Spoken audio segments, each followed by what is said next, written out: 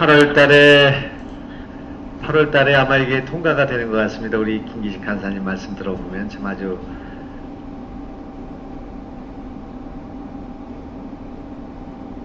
우리가 논의하면 잘 될 것 같습니다. 법 시행 시기와 관련해서 이제 그동안 정부안 또 김영주안, 이상민안 이거는 공포 1년 후에 시행하고 처벌 규정은 2년 후에 하자 이렇게 이제 되어 있고요. 또 우리 여기 김기식 의원안은 공포 6개월부터 시행하자는 입장인데 이게 이제 워낙 큰 법률이고 큰 변화가 있는 것이기 때문에 이 사회적 공감대 확대 문제 이런 것들이 결코 간단한 문제는 아닌 것 같습니다. 그래서 우리 노영희 우리 그 대한변협의 뭐 입장이라고 이런 것들 논의한 적이 있습니까? 이런 시행 시기에 관련해서? 네, 저희 변협에서는 기본적으로 공직자가 뇌물 받는 것은 당연히 안 되기 때문에 법안이 빨리 시행되어야 된다는 입장인데요. 그럼에도 불구하고 여기 이 법이 규율하고 있는 범위가 그 공직자뿐만 아니라 공직자와 관련된 가족, 그다음에 이해충돌과 관련된 다른 여러 가지 조항이 있기 때문에 그런 조항들을 좀 더 고려했을 때에는 계도기간이라든가 완충기간이라든가 그런 것들이 최소한 필요하다. 근데 지금 제한되고 있는 건 좀 너무 긴 것 같고 뭐 6개월이나 1년 정도 안에서 좀 정리되면 좋겠다 이런 생각입니다. 네, 잘 알겠습니다.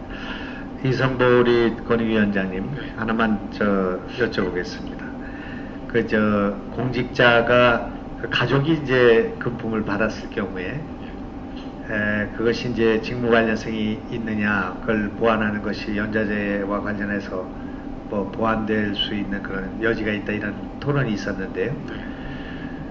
가족이 이제 금품을 받았을 때 100만 원 이하든 뭐 이상이든 받았을 경우에 그 가족이 처벌받는 것이 아니라 공직자가 그것을 신고하지 않은 것을 처벌하게 되는 거죠. 네, 신고하지 않거나 반환하지 않은 경우 알고도 그러면 이제 가족은 대체로 돈을 받아도 무방한 겁니까? 그 처벌이 어떻게 됩니까? 하여튼 처벌 조항은 없습니다. 가족에 대해서. 그럼 이제 가족은 대개 그 받았을 경우에 공직자는 그걸 사실을 모르고 있었다 이렇게 얘기할 거 아니겠습니까? 뭐 그럴 가능성이 인지를 못했다고 할 때 그 처벌 유무가 어떻게 됩니까? 이 법에?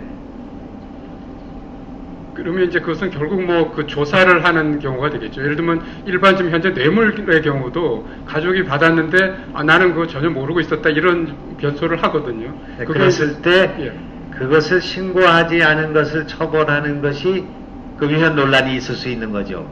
그죠? 그러나 여전히 노동희 교수님은 이제 그 신고를 처벌하는 거기 때문에 이거는 위헌에 문제가 없다 이렇게 그 기술을 하고 있는데.